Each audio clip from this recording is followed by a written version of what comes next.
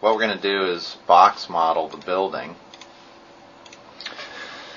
So we're going to start with the box, and we're going to make a building. Here's a few examples of what we're after in this project. Something like this was started with a box, just a regular box, a few segments, and everything has been extruded, beveled, or somehow using the edit poly tools or edit mesh tools to create this. This little building here took probably about 5 minutes to create. Here's another example. This one's probably a little bit more boxier, but you can get the idea. It's all just bevels. There's really nothing else to this process. And what it does is it makes nice solid little objects that are single meshes. So very simple way of modeling. There's one more example here. This one has some curved surfaces on it. This one's the same thing. This was started actually from a shape from an Illustrator file, but it's the same idea. So let's go ahead and get started. Okay, we're going to start with, what else? A box. And it doesn't really matter what size your box is. In this case, I'm going to add a few segments to this. We really don't want very many segments on our box. If you make too many segments, it gets really hard to deal with. Before I do that, I'm going to right-click on the viewport, in this case the perspective viewport, and say Show Edged Faces. And that will allow me to see the segments on this mesh. Otherwise, I'm going to be kind of working blind. What I'm after here is a few segments in each direction. It doesn't really matter how many you make, but I would keep them under 5 in each direction. You can always make more geometry, so there's really no problem to what the numbers are here. Leave Generate Mapping Coordinates on just for the time being. Okay, I don't really have a plan for this building, so I'm just going to start extruding edges. So I first have to convert this to an editable something. It could be an editable mesh or an editable poly. In this case, I'm going to use editable poly because I'm more comfortable with those tools. And I'm going to just grab a few edges here to start with. No particular plan in mind, but I just want a more interesting shape. And I'm going to go down to Bevel. And this is my bevel window. If I bevel by group, it will grab the polygons here in one side and will bevel them in one direction. That works great for something like this, but if I had polygons selected on this side, they would actually stretch out at weird angles. Local normal is probably a safer thing to use for this particular project because that will work on all sides and get the results you want. So I'm going to use local normal in this case. The height is how far out it bevels. It doesn't necessarily have to be up and down. It's just how far out it bevels. And the outline amount is the amount that it pinches in. And a lot of times what I'll do is you'll see me put the outline amount at 0 because that makes it come straight out, which is what I want in this case. Now, in this case, I'm going to grab a couple polygons here on the edges just to get a shape that I'm after. Again, nothing really in mind. I'm just after a more interesting shape here. Let's tackle these guys back here, I think, and we'll just bevel these guys out a little bit. So that's a good start. Now, I'm going to grab the entire top of this building. I'm going to hit Zoom Extends All here so that I can get a hold of it. I could click on each one of these individually, and holding down Control will allow me to select more than one, but that would take a long time. Since I know the top's right here, I can grab the top.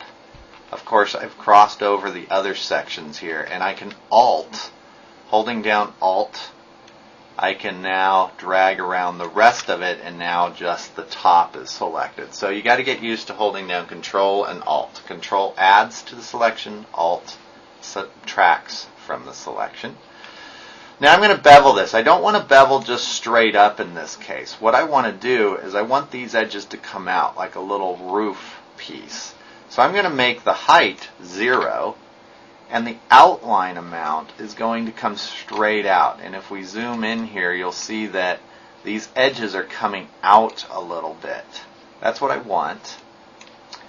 I'm going to hit Apply, which will do the same thing I just did again. That's not what I want. I'm going to make the outline amount 0 in this case, which puts me back where I started, and the height will go up.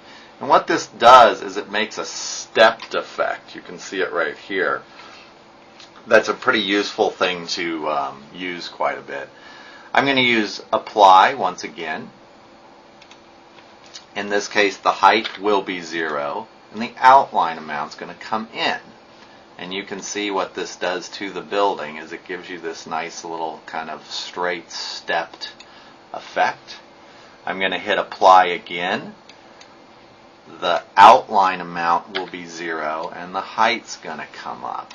And I think now we'll apply one more, and I'm going to make the height, well, let's make the height a little bit higher, and the outline amount will kind of pinch in. That'll give us a little business building type thing. And we'll say OK when we're done. So now we've created all this geometry very simply. Not hard to do. Max has done most of the hard work for us in this case. I'm going to make a little eave piece come off of this, kind of like a little drive-through.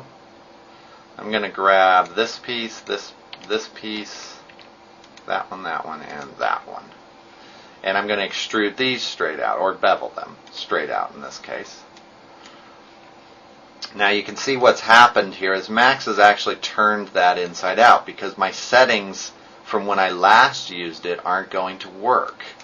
The outline amount I'm going to go back to 0. That makes it come straight out. And the height will then be whatever I want it to be. So you can see we've kind of made this little platform piece that sticks out here. Alright. Now, I'm going to make a little carved indentation piece along this eave piece, and what I've done is I've dragged here in the front viewport right through the middle of that eave piece because I know it goes all the way around the building, and now I'm able to select it very easily. What I want to do is cut a tiny little groove into this using bevel. Now it's going to wig out a little bit here. The height needs to be 0, and it goes back to where it was. The outline amount is going to come in, and you can see here that it's now made a little groove. I hit Apply, and the outline amount now will be 0, and the height is going to go back in. And if I can catch a side piece here, you'll see what we've just created is this little groove now that goes around the building. Again, we're just using that same step technique. The numbers don't matter so much as long as you can kind of visually get what you're after here. So you'll get different results, but it's not going to hurt anything. I'm going to do the same effect here in this little groove that follows the entire roof. I'm going to make this kind of fit back in a little bit. Again, height is going to be 0 to keep it flat. My outline amount comes in. You can see it right here. Zoom in here so you can see it. And my outline, well, first I've got to hit Apply. That'll make a new one. Now the outline amount will be 0, and the height will push it back in again. I'm going to push it in quite a bit.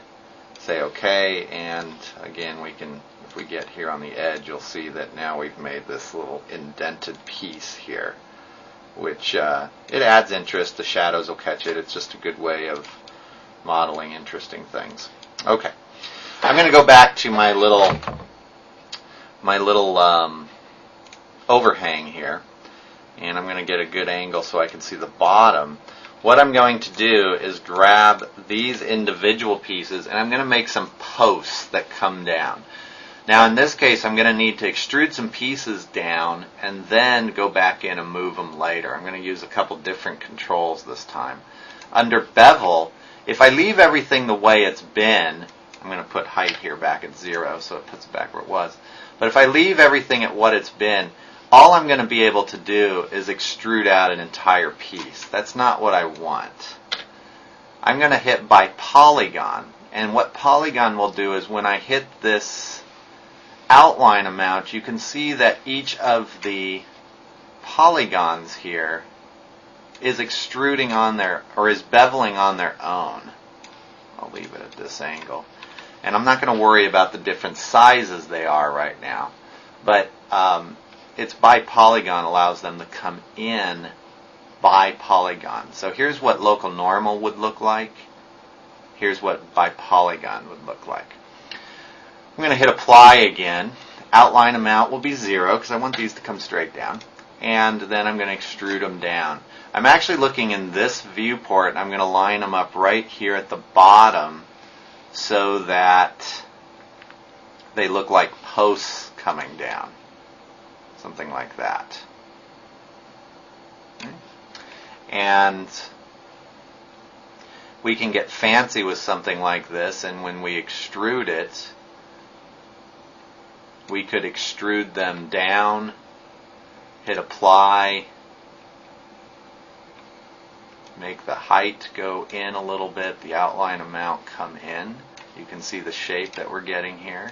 In this case, the outline amount would be 0, and we could go straight down, and we'll get this little columned piece here, which is kind of interesting. We'll do the same thing at the bottom. Hit apply. Height's going to be at 0, and the outline amount's going to go back out a little bit. Hit apply. Well, let's make the height go down a little bit just for an angle. And then hit apply again. The outline amount would be 0, and the height would go down to the very bottom. And again, I'm lining them up with this viewport. This is my front. My left viewport, side viewport, whatever a side viewport you have. Yours might be different. I'm going to say OK to that just so that's a little bit more interesting to me. Now you'll see they're different sizes, and this is fairly common. It's because the polygons were different sizes when I started with. I can get around that by going to vertices. And in this case, I'm just going to grab these vertices of this one right here, the big thick one. You can see those red vertices selected. And I'm just going to move them over. And I'm going to match them up to the other columns. So that's pretty close there. And then if I wanted to get into the other columns here, all I would really need to do is just grab the vertices from those columns. So now I have all the front vertices. And I can just move them back to make the columns straight. If I want to grab all of the columns and move them closer to the front, I got a few extra vertices there. I can grab all of these vertices. You can do that in a number of ways, but you'd want to grab all the vertices on the column and just move them right up to the front. And so now we have a little overhang. And again, everything's one solid piece, so that's making it nice and neat to work with. Okay, let's do a couple windows, and then we'll call this building done. I'm going to go back to polygon. Let's put a window in this space here just to practice with. Windows are really the same thing. I'm going to go back to bevel. Local normal in this case.